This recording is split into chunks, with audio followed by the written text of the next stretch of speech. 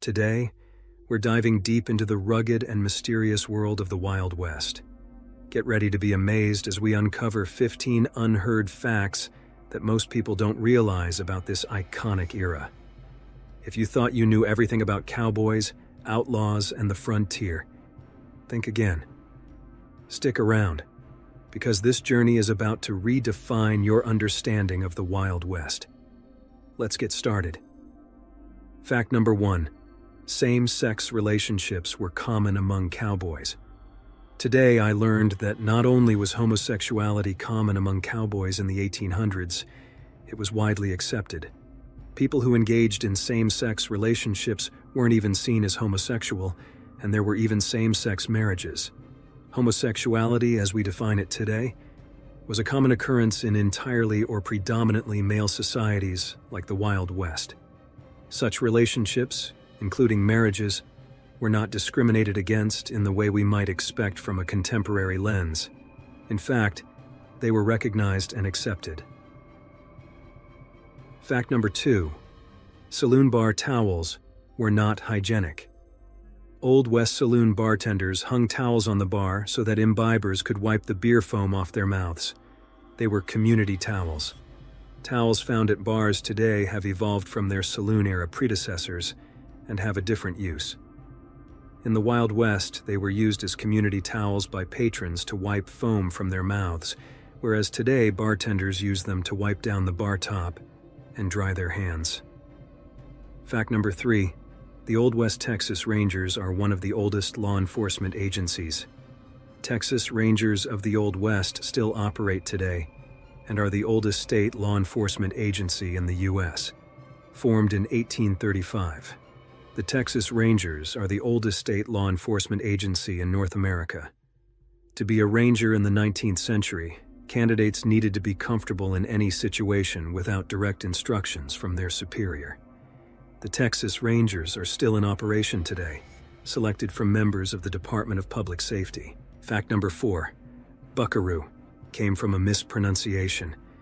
The traditional cowboy look arose from Mexican vaqueros, and the word buckaroo came about as a mispronunciation of the word vaquero. Buckaroo is often used in renditions of the Wild West, but the etymology of the word has an interesting background. Because so many cowboys were of Mexican descent, the word vaquero, which is Spanish for cowboy, was used frequently. Because the V in vaquero is correctly pronounced as a B, it's not surprising that the Spanish word was easily mispronounced by those not well versed in Spanish. The word that came out of it was buckaroo. Fact number 5. Bank heists weren't as popular as Hollywood makes them seem. Bank heists almost never happened in the Wild West days, no matter how much Hollywood tries to make us believe. Bank heists are frequently shown in cinematic depictions of the Wild West, but they were rare. Researchers have found that only a handful took place during this era's 30-year period. To put that in perspective, more bank robberies happen in a single year in Dayton, Ohio, today, than happened during the entire Wild West era. Fact number 6. Barbed wire helped lead to the demise of cowboys. The Wild West was ended by the invention of barbed wire. It was a cheap and efficient way to contain cattle, and thus ended the need for cowboys. The Wild West wasn't specifically ended by barbed wire, but it's difficult to argue against the impact the invention had on cowboy as a viable occupation. Barbed wire created confined spaces, limiting the grounds cattle could roam, and therefore lessened the need for cowboys. Researchers argue that the devastating winter of 1886–87 was the real beginning of the end for the cowboy era, as many cattle lost their lives due to freezing temperatures in the West. Fact number 7. Gun control was stricter than it is today. Although the Wild West has historically been seen as a land of lawless gun-wielding, the reality was far different. Cowboys and other civilians did carry firearms with them for protection in the vast wilderness, but when entering many towns, they were actually required to check their weapons into the police station and received a check for doing so. Cities apparently did have stricter gun laws during the Wild West era than most of the country does today. Fact number 8.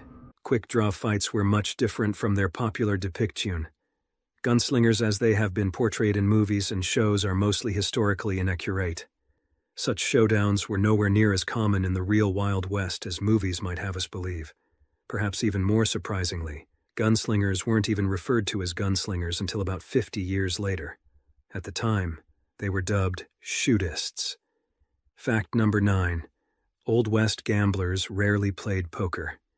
Gamblers in the Old West were rarely playing poker, despite representations in films, games, and other media.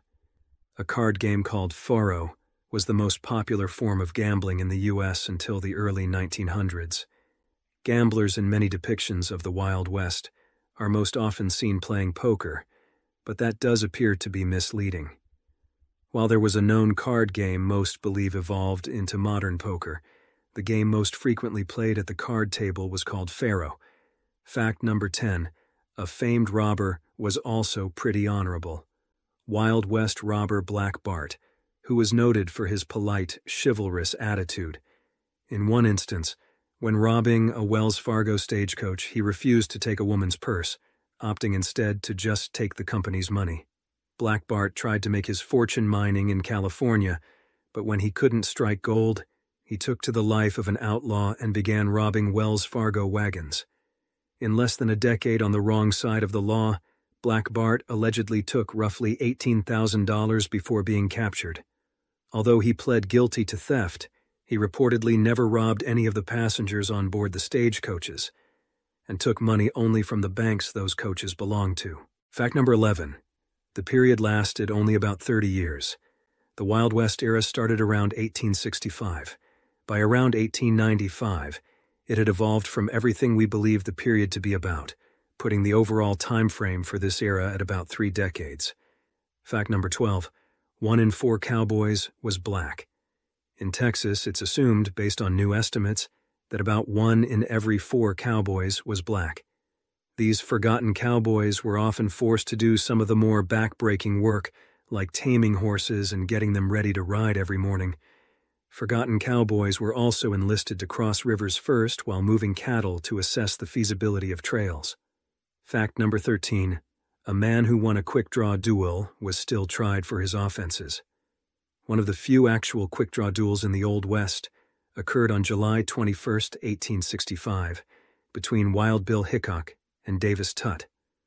Despite the popular perception of lawlessness in the Old West, Hickok was tried for manslaughter after winning the duel. In what is reported as the first quick duel of the Wild West era, Bill Hickok and Davis Tutt went toe-to-toe over a gambling debt. Tutt reportedly missed his first shot, but was hit in the chest with Hickok's bullet and perished. After the duel, Hickok was tried for manslaughter.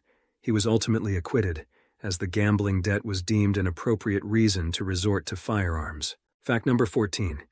Cowboy boots were designed with safety in mind. Cowboy boots are designed for safety. The high heel prevents your foot from sliding through the stirrups, trapping your foot. But if, and you fall off the horse, the lack of laces allows your foot to slide out of the boot, preventing you from being dragged by the horse. Cowboy boot design does seem to have originated with cowboys' safety in mind, namely, for when they're seated upon horses. The pointed toes made it easier for cowboys to put their feet in the stirrups. The raised heel kept the feet in the stirrup. The high ankles kept cowboys' calves safe from animals and plants. And the lack of laces prevented cowboys from getting caught on the stirrups after dismounting from or falling off a horse. Fact number 15. Cowboys didn't fully load their pistols.